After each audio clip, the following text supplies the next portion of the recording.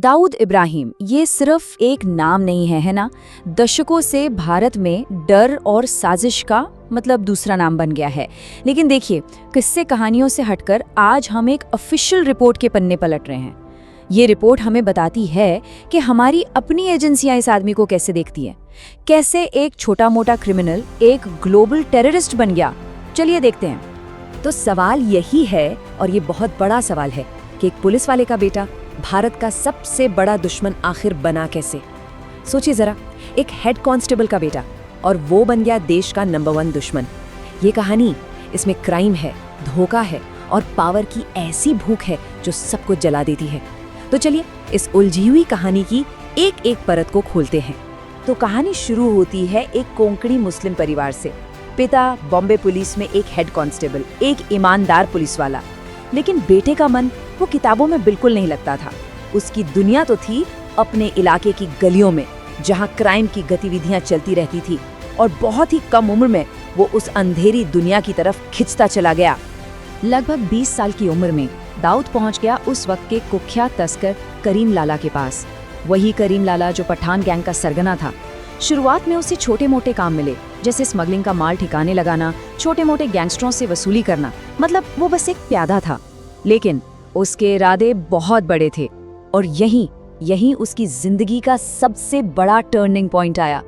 उसे एक काम दिया गया, एक किडनैप हुए कस्टमर ऑफिसर के लिए 2 लाख रुपए की फिरौती लानी थी। लेकिन दाऊद की नियत में खोट था। उसने क्या किया, पैसों का एक बड़ा हिस्सा चुपके से अपनी जेब में डाल लिया। अब ये बात छुपती कहाँ? जब राज खुला तो उसकी बहुत पिटाई हुई और उसे गैंग से बाहर फेंक दिया गया। बस यही बेइज्जती उसके अंदर आग बन गई, और इसी आग ने मुंबई अंडरवर्ल्ड के सबसे खूनी गैंग वॉर की नींव रखी। इसके बाद तो बस मुंबई की सड़कों पर खून खराबे का एक ऐसा दौर शुरू हुआ जिसने पूरे शहर को हिलाकर रख दिया। दाऊद ने अपने भाइयों के साथ मिलकर अपनी खुद की गैंग बनाई, जिसे आज हम डी कंपनी के नाम से जानते हैं, और पठान गैंग के खिलाफ एक खुली जंग का ऐलान कर दिया। अब ये जंग हर दिन के साथ और ज्यादा खूनी होती जा रही थी। 1981 में पठान गैंग ने दाऊद के बड़े भाई साबिर का मर्डर कर दिया। बस यहीं से ये गैंग वॉर पर्सनल हो गई। दाऊद के सिर पर अब सिर्फ खून सवार था, बदला। उसने गुजरात तक अपने दुश्मन आलमजेब का पीछा किया। लेकिन जो सबसे हैरान करने वाली और दुस्साहसी घटना हुई, वो की 6 सितंबर 1983 की। सोचिए, उसके शूटर ने अमीरजादा को जज के सामने भरे कोर्टरूम के अंदर गोली मार दी। ये कोई मामूली बात नहीं थी। मुंबई अंडरवर्ल्ड के इतिहास में ऐसा पहले कभी नहीं हुआ था। एक जज के सामने एक चलती अदालत के अंदर मर्डर। इस एक घटना ने सबको दिखा दिया कि दाऊद का गैंग कितना बेखौफ और क्रूर हो चुका है। ये एक नया और खौफनाक लेवल था। और सबसे हैरान करने वाली बात तो अब आ रही है।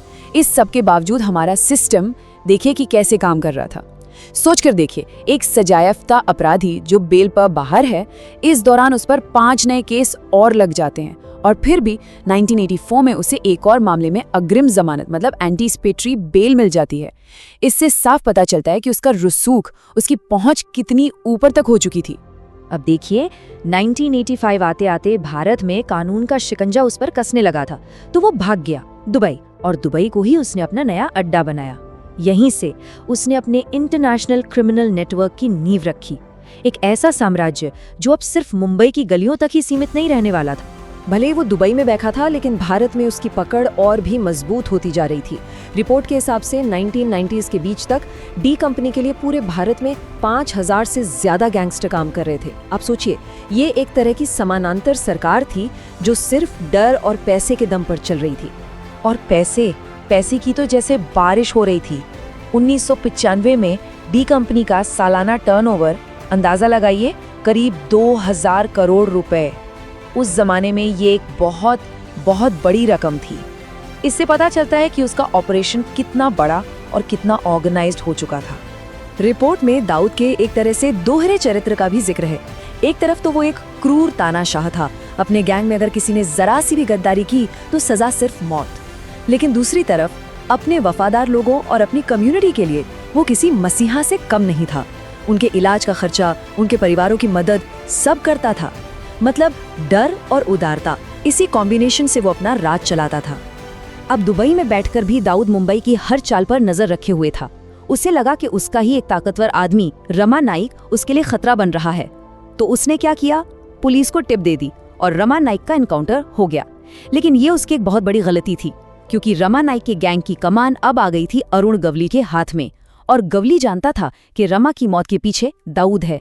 बस यहीं से शुरू हुआ दाऊद और गवली के बीच हत्या और जवाबी हत्या का वो खूनी सिलसिला, जिसने मुंबई की सड़कों को सचमुच खून से लाल कर दिया। इस गैंग वॉर का सबसे खौफनाक चेहरा देखने को मिला 1992 के जे हॉस्पिटल शूटआउट में।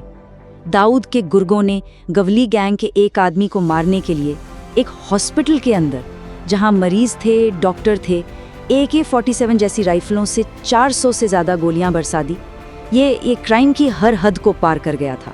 और फिर 1990s की शुरुआत में दाऊद की पहचान में एक ऐसा खतरनाक बदलाव आया जिसने भारत के लिए सब कुछ बदल कर रख दिया। अब वो सिर्फ एक गैंगस्टर नहीं था, वो बन रहा था इंटरनेशनल टेररिज्म का एक नया और भयानक चेहरा।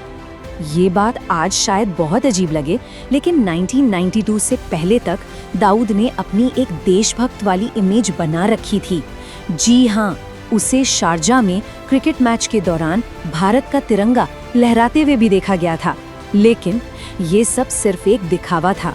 रिपोर्ट के मुताबिक असली टर्निंग पॉइंट था बाबरी मस्जिद का विध्वंस। इस एक घटना के बाद उसका वो देशभक्ति वाला नकाब पूरी तरह से उतर गया। उसका रवैया पूरी तरह से भारत के खिलाफ हो गया और उसने हाथ मिला लिया पाकिस्तान की खुफिया एजेंसी ISI जैसी भारत विरोधी ताकतों से। इसके बाद उसने जो किया, उसने उसे हमेशा के लिए एक टेररिस्ट बना दिया। उसने पाकिस्तान से गुजरात के रास्ते मुंबई में RDX की स्मगलिंग की और यही RDX 1993 के मुंबई सीरियल बम धमाकों में इस्तेमाल हुआ। उन धमाकों ने सैकड़ों बेगुनाह लोगों की जान ले ली और मुंबई शहर को हमेशा के लिए बदल दिया। बस उस दिन से दाऊद सिर्फ एक क्रिमिनल नहीं, बल्कि देश का दुश्मन नंबर 1 बन गया। तो आज की तारीख में दाऊद इब्राहिम सिर्फ एक गैंगस्टर नहीं है, वो पाकिस्तान की खुफिया एजेंसी ISI का एक पाला पोसा हुआ मोहरा है। एक ऐसा एसेट जिसे ISI भारत में अस्थिरता फैलाने के लिए इस्तेमाल करती है, और उसका नेटवर्क वो आज भी पूरी दुनिया में फैला हुआ है। शिपिंग, रियल एस्टेट, होटल, उसके इन्वेस्टमेंट कई देशों में हैं जो उसके काले पैसे को सफेद करते हैं। पाकिस्तान, दुबई, लंदन, इन बड़े शहरों से वो अपना पूरा नेटवर्क चलाता है, जिसमें बड़े बड़े राजनेताओं से लेकर दूसरे गैंग्स तक शामिल हैं। यही चीज उसे भारत के लिए आज भी एक बहुत बड़ा और लगातार बना हुआ खतरा बनाती है। और एक और चौंकाने वाली बात, 1999 में ये आरोप भी लगे कि भारत के ही एक टेलीकॉम डिपार्टमेंट ने उसे अवैध तरीके से मिडिल ईस्ट से बात करने के लिए प्राइवेट कम्युनिकेशन लाइनें दी थीं। सोचिए, 1993 के धमाकों के बाद भी हमारे सिस्टम के अंदर तक उसकी पहुंच बनी हुई थी। तो आखिर में ये सवाल फिर हमारे सामने खड़ा हो जाता है, दाऊद इब्राहिम असल में है क्या? क्या वो बस एक गैंगस्टर है जिसने अपने दम पर एक क्रिमिनल एम्पायर खड़ा किया, या वो अब पूरी तरह से ISI के हाथों की एक कठपुतली बन चुका है जिससे सिर्फ भारत के खिलाफ इस्तेमाल किया जाता है? ये सवाल आज भी हमारी सुरक्षा एजेंसियों के लिए सबसे बड़ी पहेली बना हुआ है।